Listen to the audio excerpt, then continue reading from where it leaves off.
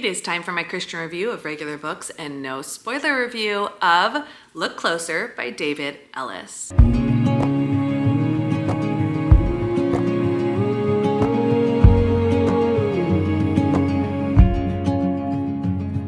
For those of you who haven't seen one of these videos before, you can go to the video that's pinned at the top of this playlist, which is all about my Christian reviews of regular books. But basic synopsis is you're going to get my regular review first, all without spoiling the book, and then I'm going to get into my Christian review, which goes over the basic pieces of a book that may or may not have a fellow believer or anyone wanting to read it.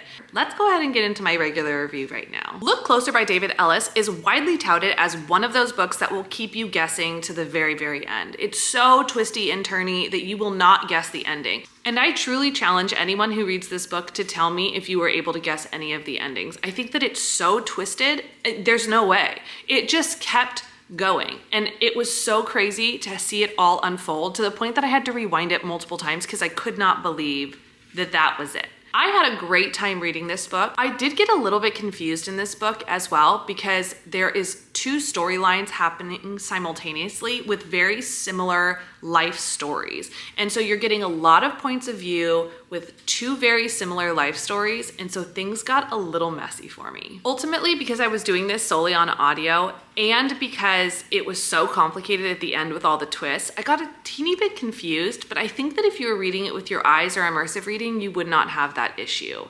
I had a great time and I rated it 4 stars. Now let's go ahead and get into my Christian review. For my Christian review, the first topics I always love to touch on, because they're very popular in many, many fiction books, is smut or spice. And there are some scenes, they're not extremely explicitly described. However, they are things you need to skip past. So just something to keep in mind. I think there's 2, if I remember correctly. It's not major. And again, they're very easy to skip past, but they are there. The second category is explicit language. And yes, there is. Generally, the explicit language is used in a moment of anger, frustration, etc., etc. Standard for any sort of book that doesn't have unnecessary explicit language. However, if you're someone who doesn't want to see any explicit language in your book, it does exist in this one, so something to keep in mind.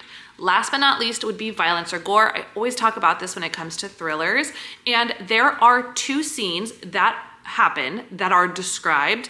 It's not so gruesome that I think you would need to be forewarned. However, they are described in a little bit more detail just to give you a picture. So if that's something that for you does not feel comfortable, you probably would want to skip past it as well. I think this book is probably appropriate for 17 and up. I do think that it has some mature content in even just the storyline, the characters, what happens, things like that.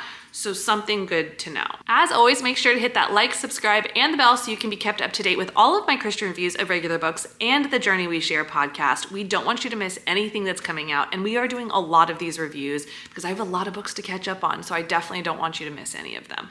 If you're wanting me to read a certain book, we'd love to know what that is. Let me know down in the comments down below, or if you want to continue the conversation, send us an email at hello@trokia.org. I can't wait to see you on the next one.